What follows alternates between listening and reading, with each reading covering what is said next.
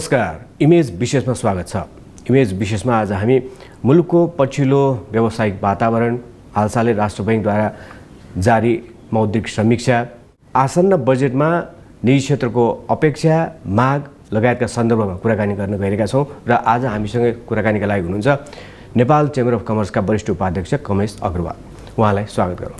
Kamlesh sir, image विशेषमा स्वागत छ। धन्यवाद रमेश। बाह्य क्षेत्रमा केही सुधार देखिए पनि आन्तरिक अर्थतन्त्रमा सुधार देखिन सकेनन् सर, किन होला? सबभन्दा पहिला म यहाँलाई अहिलेको निजी क्षेत्रको अवस्थाको बारेमा बताउँछु। हेर्नुहोस् है, अहिले निजी क्षेत्र दुईटा, एउटा त कोभिड महामारीको कारणले झन्डै 3 वर्ष अगाडि सुरु भएको, झन्डै 15 महिनादेखि सुरु भएको रुस युक्रेन युद्धको कारणले शिथिल भएको अर्थतन्त्र, धेरै नै नकारात्मक अवस्था रहेको निजी क्षेत्रको पुनरुत्थानकै क्रममा रहेको बेलामा गत वर्षको सुरुवातदेखि नै सङ्कुचित मौद्रिक नीतिले निजी क्षेत्रलाई अहिले थलो पारेको जस्तै अवस्था छ। हेर्नुहोस् है, त्यसको रिजल्ट स्वरूप एउटा त उच्च ब्याज दर बजारमा सृजना भयो ब्याङ्किङ सेक्टरमा, त्यसपछि तरलताको चरम अभाव भयो, त्यसले गर्दाखेरि आर्थिक गतिविधिहरू एकदम शिथिल भए। अहिलेको वर्तमान अवस्था कस्तो छ भने उत्पादन 40% औसतमा घटेको छ। त्यसपछि निर्यात 9 महिनामा हाम्रो 26.34% घटेको छ। आयातमा पनि 18% सङ्कुचन आइसकेको छ। धितोपत्र बजारमा यो 4-12को नीति पछिको अवस्था मात्रै म बताउँदैछु। 1600 अरब 16 खरब जुन चाहिँ जीडीपीको 1/3 रकम निजी क्षेत्रले गुमाइसकेको अवस्था छ। अर्थतन्त्रको एउटा महत्त्वपूर्ण पिलर मानिएको सहकारी, त्यो पनि सङ्कटग्रस्त छ भनेको हामी सबैलाई थाहै छ। उद्यमी व्यवसायीहरूको यो आर्थिक वर्षको अन्तसम्ममा 55,000 भन्दा पनि बढी कालो सूचीमा लिस्ट बढ्ने देखिएको छ। परिस्थिति यस्तो छ। हेर्नुहोस्, राजस्वको लक्ष्यमा पनि आजसम्मको हिसाबले गर्दाखेरि तपाईको 53% मात्रै राजस्व असुली भएको छ। 2 महिना बाँकी छ। यसको अवस्था के होला हामी आफै अनुमान गर्छौँ। सरकारलाई नै पिरोलिरहेको छ। यसको बारेमा हामी अझै यो बजेटको बारेमा कुरा गरौँला अघि तपाईको। तर के छ, अहिले जुन कारणले केन्द्रीय ब्याङ्कले यो सङ्कुचित मौद्रिक नीतिको अवधारणा ल्यायो, त्योभन्दा अहिलेको परिस्थिति परिवर्तन भइसकेको छ। मेन थियो हाम्रो विदेशी मुद्राको कारण। विदेशी मुद्राको सञ्चित अहिले जुन रूपमा बढेको छ, त्यसले झन्डै वस्तु आयातको लागि 11 महिना भन्छन्, वस्तु तथा सेवा आयातको लागि 9.4 महिना, जुन तपाईँले अहिले विश्वव्यापी एनालाइसिस गर्दाखेरि यो अत्यन्त राम्रो अवस्था छ। र यसमा सबभन्दा ठुलो महत्त्वपूर्ण बुँदा अर्को म के थप गर्छु भने हाम्रो रेमिटेन्सको ग्रोथ पनि 24% हाराहारीमा भइरहेछ। यस हिसाबले हामी कम्फर्टेबल जोनमा, धेरै नै कम्फर्टेबल जोनमा छौँ अघि। तर के छ, यो सङ्कुचित मौद्रिक नीतिमा 3-4 वटा महत्त्वपूर्ण कुराहरू आए। एउटा त तपाईँको आयात नियन्त्रण, जुन आयात नियन्त्रणकारी नीति अपनाइयो नि, जस्तो एलसीमा 7% मार्जिन, कतिमा 50% मार्जिन, त्यो भनेको आयात नगर्नु सर नै थियो। त्यसपछि वाणिज्य मन्त्रालयबाट पनि 10 वटा आइटमलाई प्रतिबन्धै लगाइदियो। यसले गर्दाखेरि हाम्रो राजस्वको लक्ष्य अहिलेको अवस्थामा पुग्न पनि सकेन। एउटा कुरा यो। दोस्रो कुरा, यही मौद्रिक नीतिको सङ्कुचनकै बेलामा ब्याङ्क दर, जुन मलाई लाग्छ 78 चैत्रमा 5% मात्रै थियो यो ब्याङ्कहरूलाई दिने लोन तपाईँको, त्योलाई पहिला त 7% पुर्याइयो। त्यसपछि अर्को क्वार्टरमा 1.5-8% बढाइयो। जुन अहिलेको मौद्रिक समीक्षा नीतिको यो 3rd क्वार्टरसम्म 1% घटाइएको छ। तत्कालीन अवस्थामा जुन यो 3.5% बढाइयो भनौँ न, एकदम सर्ट पिरियडमा संसारका सबै देशहरूमा तपाईँ हेर्नुहोस्, कहीँ 0.25, 0.50 क्वार्टरली बढाइरहेको छ। अहिले पनि त्यो वृद्धि भइरहेको छ धेरै ठाउँमा। तपाईँको अस्ति पनि यो ब्याङ्क अफ अमेरिकामा पनि बढाइयो, फेडरल रिजर्भ ब्याङ्क अमेरिकाको बढाइरहेछ। तर हाम्रोमा चाहिँ कस्तो 81 जुन रूपले बढाइयो नि, त्यसको इम्प्याक्ट स्ट्रेट ब्याज दरमा आयो। ब्याज दर भनेको हाम्रो धेरै बढेर गयो। त्यसपछि अर्को केन्द्रीय ब्याङ्कले के गर्यो भने जुन सेभिङ ब्याङ्क एकाउन्टहरू झन्डै 30% को हाराहारीमा ब्याङ्कमा जम्मा हुन्छ कि, त्यो सेभिङ एकाउन्ट भनेको करेन्ट एकाउन्ट जस्तै थियो। त्यसमा जसले आवश्यकता अनुसार पैसा राख्ने झिक्ने, तर त्यसमा नोमिनल ब्याज पनि पाउने 2.5% देखि 3%सम्मको एभरेजमा औसत ब्याज दर ब्याङ्कहरूले उपलब्ध गराइरहेका थिए। त्यसले तपाईँको कोस्ट अफ फन्ड ब्याङ्कको धेरै कम थियो तपाईँको। त्यसलाई पनि फिक्स्ड डिपोजिटको 5% को हाराहारीमा मात्र गर्न पाइने भन्दाखेरि 81 त्यो सेभिङ एकाउन्टको ब्याज दर बढेर गयो। जुन 2.5 र 3 को मैले कुरा गरिरहेको थिएँ त्यो अधिकतम 6 सम्म पनि पुग्यो, 12 हुँदाखेरि 7 सम्म पनि पुग्यो जब एकपल्ट 12.03 फिक्समा। त्यसले गर्दाखेरि कोस्ट अफ फन्ड धेरै बढेर गयो। तेस्रो कोस्ट बढ्ने कारण के भयो भने नि अब यो ब्याङ्किङ सेक्टरले पनि त्यति बेला अलिकति म भन्छु कि मोनोपोलिस्टिक बेनिफिट लिन खोज्यो। तरलताको अभाव थियो। विगतमा पैसा फालाफाल हुँदाखेरि उद्यमी व्यवसायीहरूलाई उहाँहरूले 0.50 प्रिमियम 0.75 मा प्रशस्त पैसा प्रतिस्पर्धी मार्केट थियो, पैसा उपलब्ध गराइरहेको थियो। एकैचोटि तपाईँको 5% देखि 7% प्रिमियम, जसलाई अहिले राष्ट्र ब्याङ्कले 5% मा सीमित गरेको छ। त्यो 5% पनि धेरै उच्च हो मेरो हिसाबमा। यी सब कारणले गर्दाखेरि त हाम्रो ब्याज दर भयो। अब ब्याज दर बढ्ने बित्तिकै त्यसको नकारात्मक प्रभाव उद्यमी व्यवसाय, किनभने सबैले सिङ्गल डिजिटको हिसाबले आफ्ना प्रोजेक्टमा फाइनेन्सिङहरू गरिरहेको हुन्छ।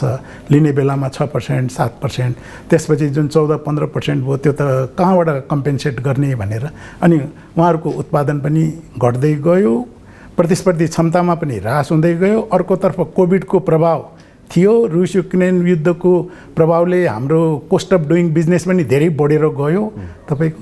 यसको नकारात्मक प्रभावले अहिले आर्थिक मन्दी हामी कहाँ सुरु भयो। यो लामो समयदेखि अहिले हामी एकदम चरम आर्थिक मन्दी। अब सरकारले अहिलेसम्म यसलाई आर्थिक मन्दीको रूपमा घोषणा पनि गरेको छैन हेर्नुहोस्।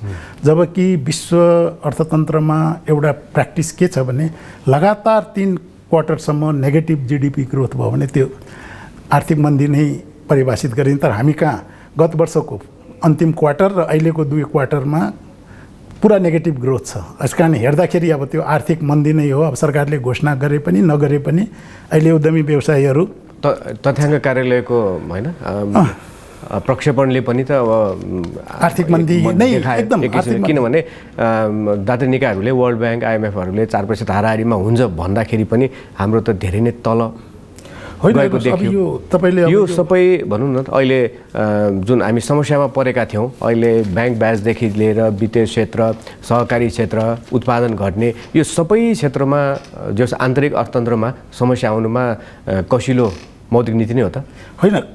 कसिलो मौद्रिक नीतिको पनि महत्त्वपूर्ण कन्ट्रिब्युसन भयो। किनभने खुला बजार अर्थतन्त्रमा मौद्रिक टुल्सहरू भनेको डिमान्ड र सप्लाईले, यहाँ त राष्ट्र ब्याङ्कको केन्द्रीय ब्याङ्कको हस्तक्षेपले गर्दाखेरि यो भयो। त्यसपछि अर्को पनि म एउटा मेजर यो सङ्कुचित मौद्रिक नीतिको इम्प्याक्टको बारेमा भन्दैछु। अब एउटा यो जस्तो उद्यमी व्यवसायीहरूले विगतमा जुन यो चालु पुँजी ब्याङ्कहरूबाट लिँदै गरेको थियो नि, त्यसमा पनि अङ्कुश लगाइयो क्या। यसमा कस्तो प्रकारले अङ्कुश लगाइयो भने विगतमा हरेक व्यापारको बिजनेसको आफ्नो साइज, आफ्नो आवश्यकताको हिसाबले विश्लेषण गरेर चालु पुँजी हामी लिएका हुन्थ्यौँ। त्यसमा झन्डै 30% हाम्रो इक्विटी रहन्थ्यो, 70% ब्याङ्कबाट लोन लिएर अहिलेसम्म त्यसलाई पनि एकैचोटि अङ्कुश लगाएर त्यसलाई टर्नओभरमा तपाईँको रेस्ट्रिक्ट गर्ने कुरा गरियो। जस्तो भनौँ न, अब ठुला उद्योगहरूको लागि त टर्नओभरको 25% मात्रै लिने, त्यसको ठाउँमा अर्को फिक्स लिने। फिक्स भनेको त धेरै चालु पुँजी भनेपछि नै सर्टेन मतलब सर्ट पिरियडको लागि चाहिने हो। भोलि पैसा जम्मा हुने बित्तिकै ब्याङ्कमा जम्मा गरिदिनु, तर फिक्सलाई लिने हुने बित्तिकै त हाम्रो पर्मानेन्ट ब्याज लाग्ने भयो नि त। त्यस कारण फिक्सप्रति उद्यमी व्यवसायीहरू आकर्षित भएन, चालु पुँजी रेस्ट्रिक्ट भयो। अब यहाँ समस्या के देखियो भने चालु पुँजीमा यसपल्ट त यो आर्थिक मन्दीले गर्दा सबैको टर्नओभर, अघि नै मैले यहाँलाई भने टर्नओभर कम छ भने अर्कोपल्ट त यो चालु पुँजी नै लिन नपाउने भयो। त्यो वित्तीय पहुँच नभएपछि के यो आर्थिक मन्दी जुन अहिलेको यो आर्थिक शिथिलतालाई उद्यमी व्यवसायीहरू कसरी अगाडि बढ्ने भनेर एउटा ठुलो चिन्ताग्रस्त अवस्थामा छ। अब यहाँ म भन्छु कि यो नीतिहरूले, तपाईँले अहिले जुन प्रश्न गर्नुभयो नि, यो नीतिहरूले म गत वर्षको बजेट तपाईँको 1793.83 बिलियनको थियो हेर्नुहोस्। सरकारले जीडीपी ग्रोथ 8% को प्रक्षेपण गरेको थियो, कुन जेष्ठ 15मा गरेको थियो। त्यसमा चालु खर्च 1183.23 बिलियन थियो। त्यो भनेको कुल बजेटको 78% हो हेर्नुहोस् चालु खर्च। त्यति बेला 78% त हाम्रो यत्रो ठुलो यो राजस्वको मेजर स्रोत त तपाईँको चालु खर्चमै जाने भयो। त्यसमा तपाईँको चालु खर्च गरेपछि अनि लक्ष्य चाहिँ 1403 बिलियन थियो। अहिले अब आएर तपाईँको यो सबै यसमा म मौद्रिक नीतिको पनि रोल गर्छु, किनभने आर्थिक गतिविधिलाई नै तपाईँले रेस्ट्रिक्सन गरिदिनु भयो भने आयात नियन्त्रणको लागि आयात नियन्त्रण भयो, जम्मै भयो। त्यसको तपाईँहरूले पहिलेदेखि नै सुरुदेखि नै अपोज गर्नुभएको थियो, यो निर्णय ठिक भएन, गलत निर्णय भयो भन्नुभएको थियो। हाम्रो आयातमुखी अर्थतन्त्र अहिले सरकारले पनि त्यो भोगिरहेको छ, त्यसको होइन अहिले त्यसमा कस्तो छ भने 53 केही उपाय थियो र त्यसमा त्यतिखेर थियो नि, किनभने त्यति बेला तपाईको आयात विदेशी मुद्राको एकदमै प्रेसर परेको थियो। विदेशी मुद्राको प्रेसर किन परेको म तपाईँलाई एउटा जस्ट भन्छु। विदेशी मुद्राको प्रेसर कोभिडले गर्दाखेरि हाम्रा धेरै माइग्रेन्ट श्रमिकहरू फर्किनु पर्यो। कोभिडको वातावरण सुधार भएपछि त उहाँहरू जानुभयो। अर्को कुरा, सरकारले र केन्द्रीय ब्याङ्कले जुन डलर यो आयातको लागि दिन्छ नि, त्यसमा 35%को एभरेज हाराहारीमा मार्कअप पाउँछ। त्यो राज्यले लिन्छ। त्यो के भने भन्सारबाट, मूल्य अभिवृद्धि करबाट, अन्तःशुल्कबाट, आयकरबाट यत्रो 35% मार्कअप हुनेमा त्यसको तपाईँले विकल्प सोद्धाखेरि म दुईवटा विकल्प भन्छु। एउटा त रेमिटेन्स प्रवर्धनलाई किन त्यो 1% मात्रै राखिरहेको, 2-3% पनि त हामी खर्च गरेर, जस्तो बङ्गलादेशमै 2-2.5% छ तपाईँको। यस्तो प्रमोसनल एक्टिभिटिज पनि सरकारले ल्याएन। अर्को निर्यात प्रवर्धन, निर्यात प्रवर्धनलाई त्यो इन्सेन्टिभ दिन किन त्यस्तो कन्जुसाइ गरेको, जबकि 35% मार्कअप छ भने त्यो निर्यातलाई तपाईँको भ्यालु एडिसनको हिसाबले इन्सेन्टिभ दिनु पर्थ्यो। जस्तो 30%सम्मलाई एउटा इन्सेन्टिभ राख्यो, 30 देखि 70लाई 10 गरिदियो, 70 भन्दा 15 गरिदियो, त्यसमा पनि त तपाईँको धेरै ठुलो बेनिफिट हुन्थ्यो नि त। न आयात नियन्त्रण गर्नु पर्थ्यो, न यो अहिलेको सङ्कुचित अवस्था हुन्थ्यो, न निजी क्षेत्रको यो अहिलेको अवस्था हुन्थ्यो तपाईँको। तर विकल्पहरू हुँदाहुँदै पनि सरकारले त्यो हिसाबले बाह्य क्षेत्रमा सुधार हुँदै गएपछि त्यो लुज गर्दै गयो। तर अहिले पनि बाह्य क्षेत्रमा अहिले सुधार भएको अवस्थामा पनि अहिलेको समीक्षाले केही सहज त गरेको छ। ब्याङ्क दर 1% बिन्दुले घटायो। अहिलेको समीक्षालाई मैले के भने सुरुवात गरेको हो, सुरुवात राम्रो हो, सुरुवात त अब एप्रिसिएबलै सुरुवात हो। ब्याङ्क दर 1%मा, तर यसलाई यदि भोलि निरन्तरता दिन्छ कि दिँदैन, आगामी नयाँ मौद्रिक नीतिहरूमा निरन्तरता दिएन भने त तपाईँको भोलि अगाडि बढ्न सकिँदैन यो आर्थिक मन्दीबाट बाहिर। तर के छ भने अहिले जति पनि यो कर्जा पुनर्तालिकीकरण गर्यो, पुनर्कर्जाको व्यवस्था केही त ल्याएको छ नि, ल्याएको छ होइन, ल्याएको त एकदम सकारात्मक छ। तर त्यसले अहिलेको अवस्थाबाट बाहिर निस्किन पुग्दैन भनेर मात्रै मेरो भनाइ हो क्या। त्यति सानो रूपले ब्याङ्करले स्वागत गरेको छ। अब म एउटा कुरा के भन्छु कि यसमा योभन्दा लचक हुन स्पेसै थिएन भन्ने कुरा पनि छ। होइन, लचक हुन स्पेस त अब त्यो के छ, सरकारको या केन्द्रीय ब्याङ्क भनेको अर्थ मन्त्रालयको एउटा सल्लाहकार पनि हो, अटोनोमस बडी पनि हो भने सल्लाहकार पनि हो। अघि दुईटैको बिचमा कोरोलेसन नभइकन तपाईँको अर्थनीति या मौद्रिक नीतिहरू अगाडि बढ्न सक्दैन। मौद्रिक नीति भनेको एउटा लिमिटेड स्पेस भएको चिज हो, त्यसले अर्थनीतिलाई कसरी बढाउने, सपोर्ट गर्ने भन्ने हिसाबले मात्रै जाने, त्यो कार्यान्वयनको टुल हो। सधैँ त्यही भएर बजेट पछि नै आउने हो। हामी कहाँ मौद्रिक नीति सङ्कुचित ल्याउने दुईवटा कारण भन्छ तपाईँको। एउटा त के छ भने यसले हामी इन्ट्रेस्ट रेट बढायो भने डिमान्ड कम हुन्छ भनेर एउटा उद्देश्य त्यो हो। अर्को तपाईँको बजारमा कन्जप्सन पनि कम हुन्छ भनेर। तर यहाँ त हाम्रो आयातमुखी अर्थतन्त्रमा इन्फ्लेसन बढाउने मेजर रोल त बाह्य कारणहरू छ नि। हाम्रो मेजर त 90% भन्दा त बढी तपाईँको आयात छ। बाहिर बढ्यो भने, इन्फ्लेसन भयो भने हामी कहाँ स्वतः हुन्छ। तर यहाँ त हाम्रो निजी क्षेत्रको व्यवहारिक तपाईँलाई के भन्छ, ब्याज दर बढाएर झन् हाम्रो कोस्ट अफ डुइङ बिजनेस पनि बढाइदियो, हाम्रो कोस्ट पनि बढाएर झन् उल्टो महँगाइमा थप्ने काम मात्रै भएको छ कि घटाउने काम भएको छैन। अहिलेको अवस्था कस्तो सृजना छ भने अहिले बजारमा उद्यमी व्यवसायीहरूसँग पैसा छैन, हेर्नुहोस्, एकदमै पैसाको अभाव छ। न उद्यमी व्यवसायीहरूसँग पैसा छ, न उपभोक्तासँग पैसा छ। अब त्यो पैसा जस्तो अस्ति मात्रै मैले राष्ट्र ब्याङ्कको त्यो मन्थली रिपोर्टमा हेरेको थिएँ, त्यस झन्डै 611 बिलियन करेन्सी सर्कुलेसनमा छ। त्यसपछि डिजिटल सर्कुलेसन भएको अहिले जुन डिजिटल ट्रान्सफर भइरहेछ पैसाहरू, त्यसको पनि एउटा राम्रै हिसाबले बढिरहेछ। यत्रो करेन्सी सर्कुलेसन छ, नेपाली करेन्सी त कहीँ बाहिर जाने होइन। ब्याङ्कहरूमा हेर्दाखेरि जम्मा तपाईँको 2 खरब 200 बिलियन मात्रै देखिन्छ तपाईँको। अरू बाँकी पैसा कहाँ छ त? उद्यमी व्यवसायीसँग पनि छैन, बजारमा पनि 25-50 अरब पनि होला कि नहोला भनेर यहाँ अनुमान गर्न गाह्रो छ। किनभने बजारमा बाँकी उठिरहेको छैन, बिक्री छैन, सबै त्राहिमाम भइरहेछ। हाम्रा अधिकांश खुद्रा व्यवसायहरू सटरहरू सब खाली भइरहेका छन् तपाईँको मतलब बजारको कस्तो अवस्था छ कि कुन बेला कुन उद्यमी कहाँ पलायन हुने हो कि बिचमा जुन यो सुसाइडका घटनाहरू घटे यस्तो अवस्था आउने हो कि भनेर सबै विचलित छन्।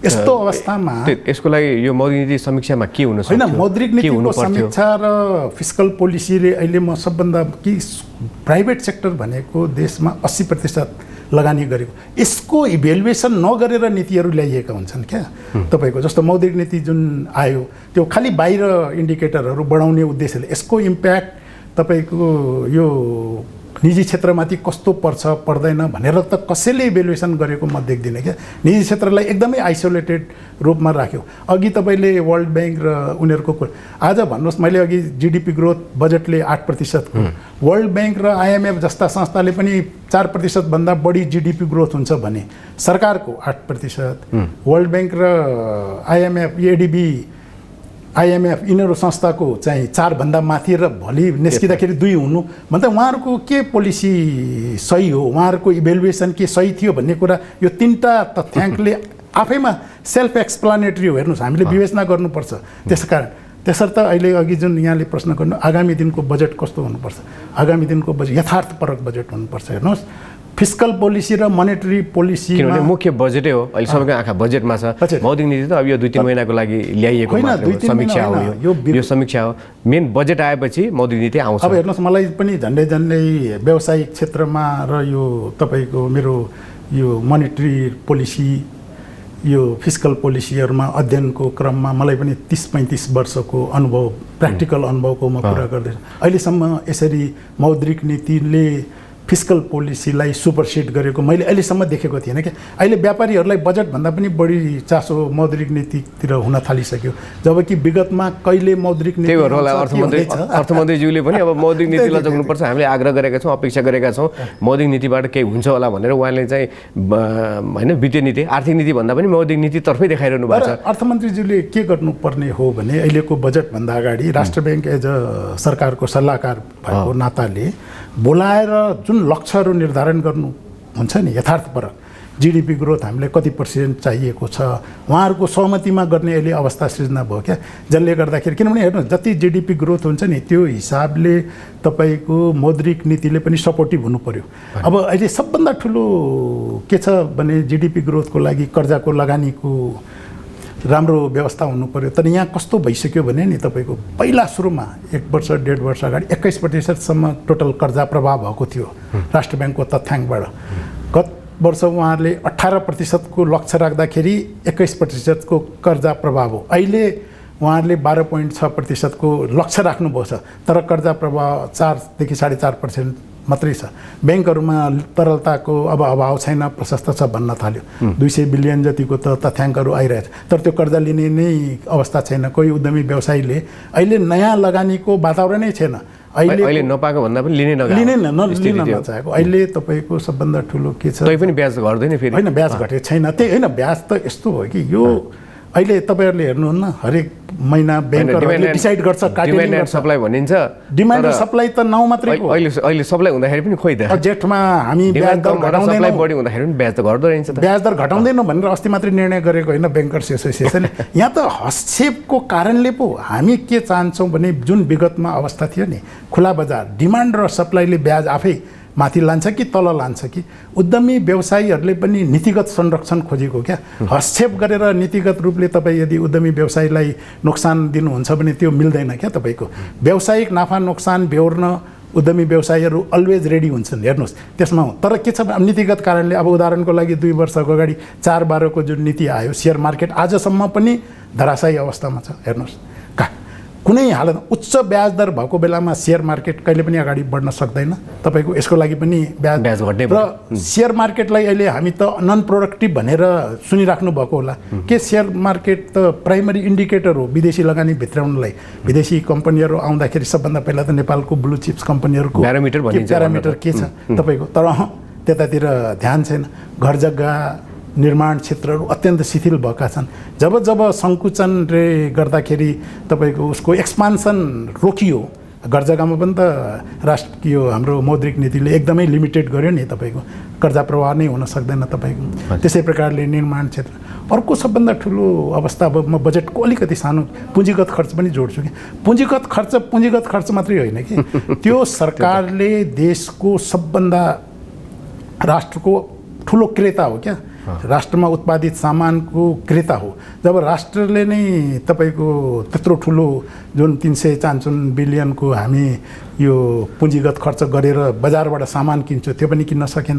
एउटा त बजारमा तरलता पनि आएन, त्यो खर्च मात्रै भएको भए त धेरै समस्या त्यो पनि धेरै समस्याको हामी त्यहाँ त चुकै छौँ, सधैँ अब यहाँ समस्या के छ? अब यति सङ्कटपूर्ण अवस्थामा होइन, अर्थतन्त्रको यति अप्ठ्यारो अवस्थामा सोर्स पनि कम छ, सरकार पनि दबावमा छ, यो बेला निजी क्षेत्रको मनोबल बढाउन कस्ता कार्यक्रम ल्याउनुपर्छ, बजेट कस्तो ल्याउनुपर्छ, यहाँको अपेक्षा के छ? होइन, निजी क्षेत्रको सबभन्दा पहिला अहिले प्राथमिकतामा निजी क्षेत्रको व्यवसायी आत्मविश्वास कसरी बढाउने हेर्नुहोस्, त्यसलाई अगाडि सारेर ल्याउनु पर्यो। तर यहाँ समस्या अर्को के हेरिरहेको छु भने अब त्यो कतिसम्म सरकारले त्यो निजी क्षेत्रको पिर मार्का बुझिरहेको छ त्यो मैले भन्न सक्दिनँ, किनभने 250 बिलियन भन्दा त जुन तपाईँको बढी चालु खर्चमा ह्रास आइरहेछ।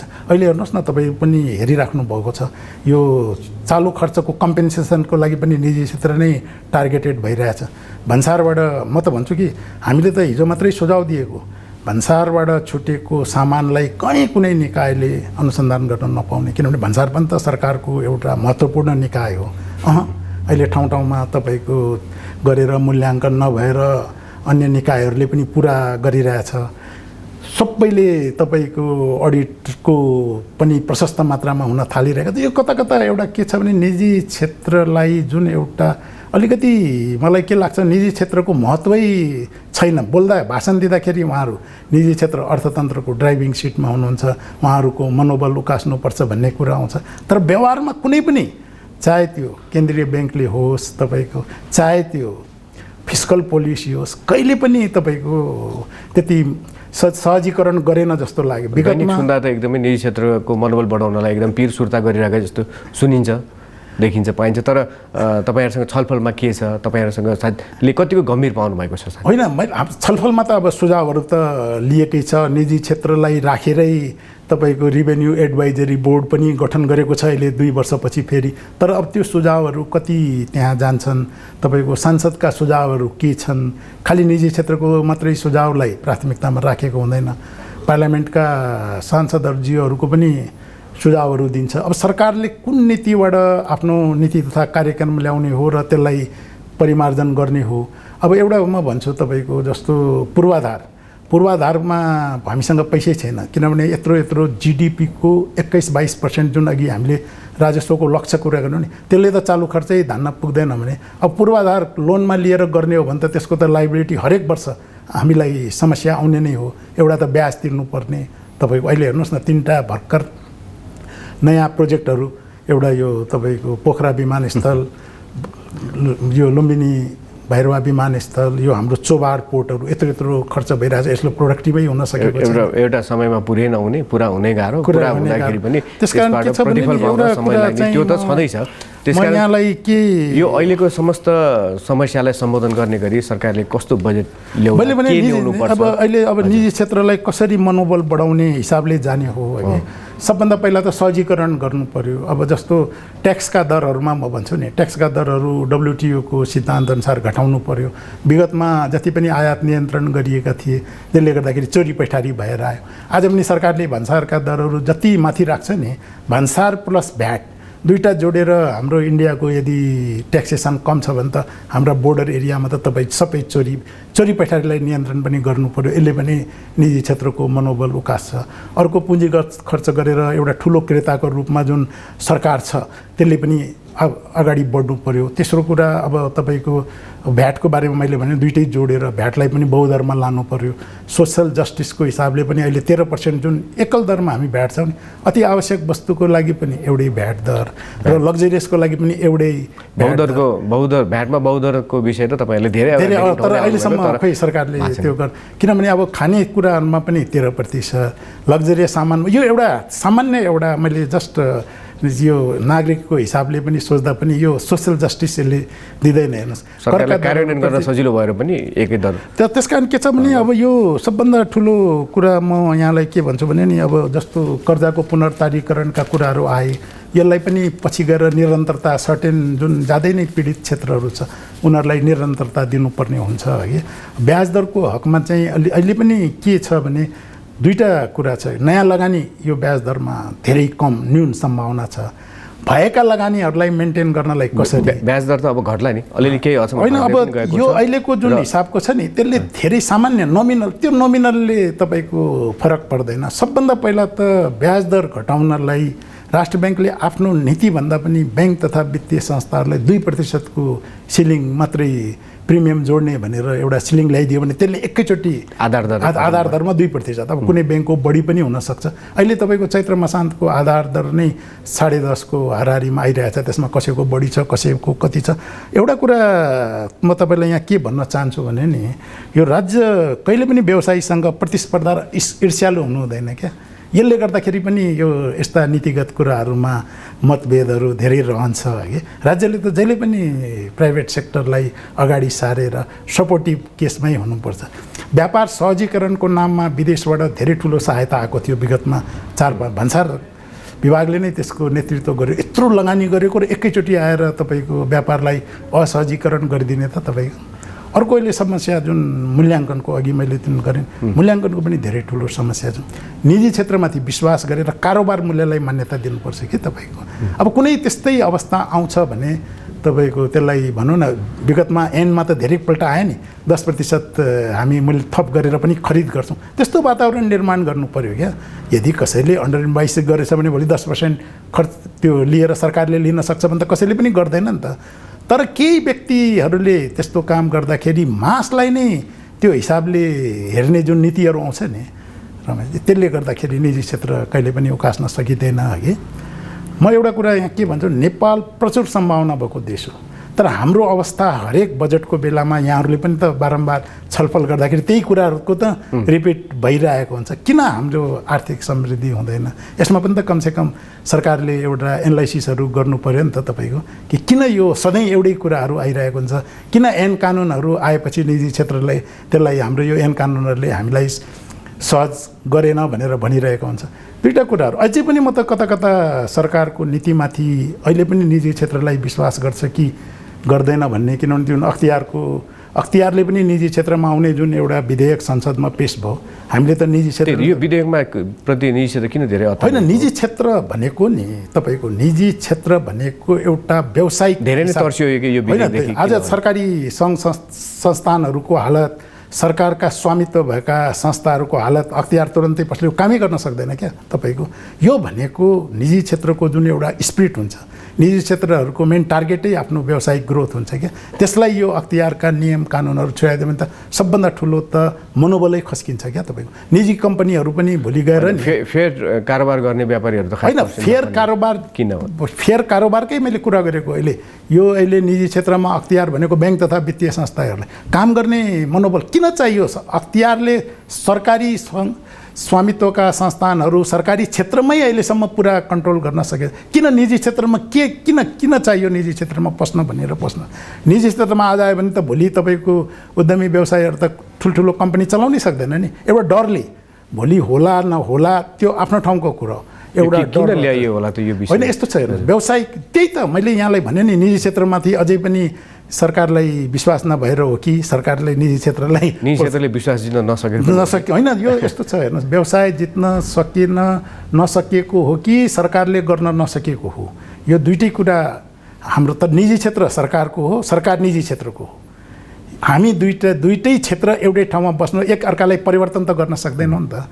तर के छ तपाईँको निजी क्षेत्रलाई साथमा लिएर एउटा कुरा यहाँले हेर्नुहोस्, जहिले पनि राज्यबाट हुने जति पनि छ सबै ठाउँमा निजी क्षेत्रलाई अगाडि लिएरै बढ्ने भन्ने कुराहरू आइरहेछ नि त। सहकार्यको विकल्प छैन भनेर भनेकै छ सहकार्यको। फेरि व्यावहारिकतामा पनि त्यो सहकार्य हुनु पर्यो र त्यही आधारमा अहिले यो पल्टको बजेट पनि आउनु पर्यो भन्ने मेरो भनाइ हो। हस्, अपेक्षा गरौँ त्यसै हुनेछ। हस्, हामीलाई समय दिनुभयो, धेरै धेरै धन्यवाद। हवस् त आजको लागि इमेज विशेषमा यति नै। हामी सबैलाई बिदा दिनुहोस्। इमेज च्यानल हेर्दै गर्नुहोला। नमस्कार।